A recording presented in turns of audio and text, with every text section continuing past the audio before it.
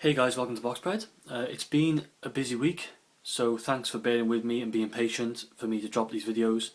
There are a couple of fights that I've decided to cover for this weekend, and they are the one I'm going to be talking about in this video, Ricky Burns against Jose Gonzalez, and then I'm going to do another video shortly giving my thoughts on Jamie McDonnell's world title fight, an opportunity against Julio Ceja.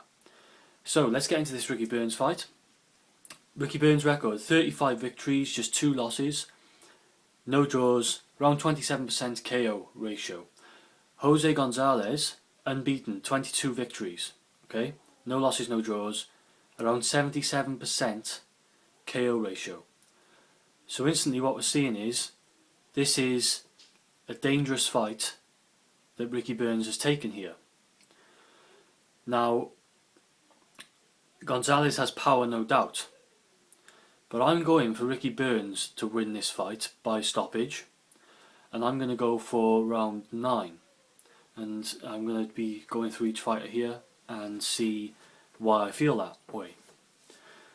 So Gonzalez, for me, he keeps somewhat of a wide stance. I think in his earlier days he was a bit lower as well. You know, he used to give away a bit of height. He used to sort of lower himself a bit. And I've seen real improvements in his game, actually. I've watched a couple of fights from a while ago and a couple of fights more recently, and he's definitely improved as a fighter, as boxers tend to do. And he's improved, you know, he's bettered himself, and he seems to have tightened up some weaknesses that I feel were in his game. He likes distance. He likes to keep a distance between him and his opponent. The reason he likes this, in my opinion, is because he is a guy who puts everything into every punch he tends to throw. He doesn't set up his punches, really. He just looks for power punches. So yes, this guy has power, but to me, well, A, his opposition hasn't been at the level of Ricky Burns so far, which is understandable because he's been trying to build up to get this shot, so that's just a given. You know, you can't just write a guy off because of that. But another thing is, he loads up on all his shots. He gets distance, he gets leverage, and then he really pushes through the body, through the legs, and he really works each punch, and he looks to hurt you with every punch. He throws with intent, basically. He's one of these guys who throws with vicious intent. So no wonder this guy is going to be, have a good KO ratio, because his style allows for for him to use his power to his maximum ability. I have seen in the past he also has some countering ability in exchanges, but his main game is to maintain distance and to throw power punches from a distance to get leverage. He does work the body at times, which is good.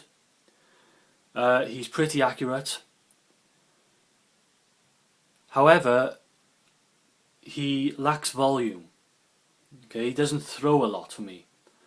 Like I say, a guy who loads up a lot doesn't really throw a lot, because normally guys are trying to win points in round because they're not throwing every punch with intent. They're jabbing, they're coming through the right.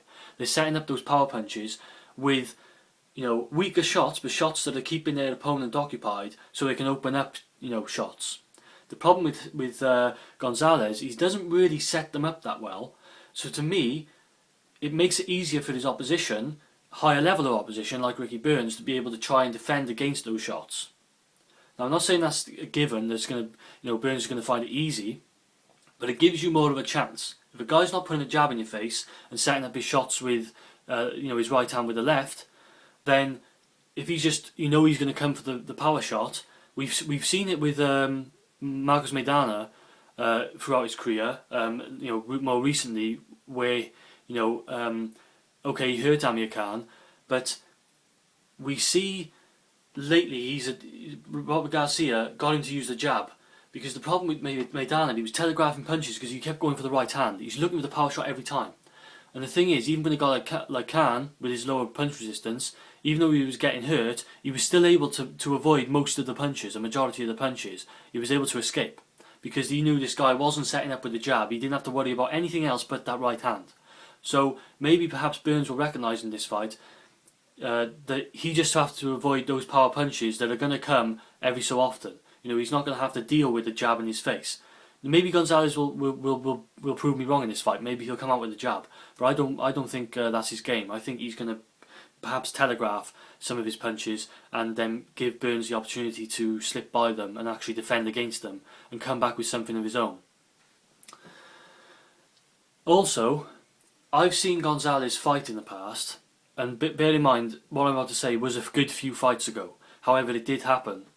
I've seen him fight a fight where if he fights in that way, he's going to get stopped in the first half of this fight. Burns is going to stop him in the first half of the fight, no doubt. Burns will have a field day because he lunges a lot and he leaves himself very open, and his defence, particularly with the left hand, is very poor. Okay, when he goes for you with the right power hand, his left hand isn't here, it's here, off the screen here. Okay, or even here.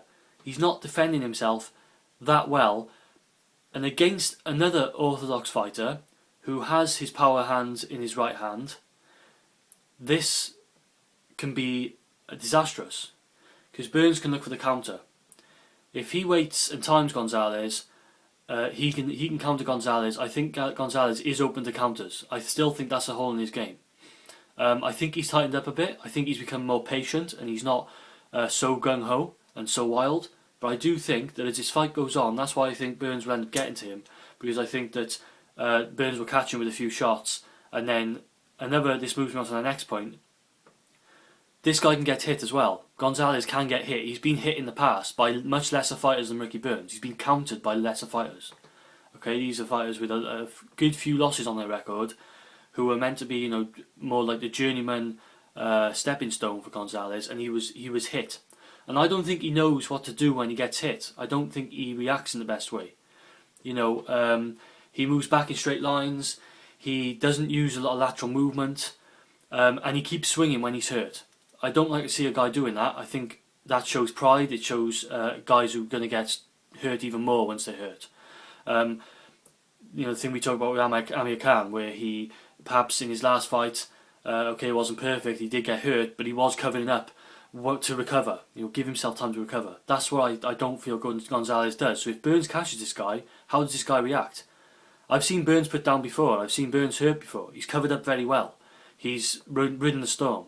I'm not sure Gonzalez can do that if he gets hurt in this fight. I think he's going to keep swinging, and he's going to give Burns, when he's a bit dazed, he's going to give Burns the opportunity to execute. So, let's look at Burns briefly. I think Burns, if he's on his top game, if he's really sharp and fit, he's going to be quicker than Gonzalez. I think he's going to throw sharper shots. I think he's got more volume than Gonzalez, so I think if this goes the distance, I would expect, unless Ricky Burns gets put down a couple of times by Gonzalez's power, I would expect Burns to take this by decision. He needs to use a jab. This needs to be a really strong jab in this fight. He needs to keep popping the jab in Gonzalez's face to maintain distance, but also to win on the scorecards. He needs to pick up those points with a good jab, because Burns has got a good jab. He needs to use good foot movement. I think if he uses his full potential with foot movement, I actually think Ricky Burns is a better mover on his feet than Gonzalez. He can use movement to keep away from Gonzalez, to make Gonzalez is a bit of a stalker, so he can make Gonzalez chase a bit and make him frustrated and make him open up and then counter him. That can be a good tactic to use. And we've seen that in his fight against Kevin Mitchell, Ricky Burns can hurt you. Okay, now I was tempted, Ricky Burns to win this by decision, because Burns only has 27% KO ratio. He's not really known for stopping guys. He's not known for his power. But when you've got a guy who comes in and I think is going to show a bit of weakness and get caught by Burns, I think Burns can capitalise. He's shown he can capitalise. I want to see a bit cleaner than it was in the Kevin Mitchell fight. I still think he got a bit close and he was a bit wild. I want to see a bit cleaner stuff. But I think Burns will do it. I think if Burns is going to win this fight, I think it'll have to be the fact that he's getting on top of Gonzalez and he's actually getting the better of him. I think if he does that, he has the tools to actually hurt Gonzalez and stop this guy. Gonzalez has obviously a chance with his power. That's a big concern in this fight. Burns really has to watch for that. He needs to cover to the body, cover up well. Doesn't want to underestimate this guy. So I'm picking Burns by stoppage, KO 9. Thanks for watching. Let me know what you think. This is Boxped, and I'm out.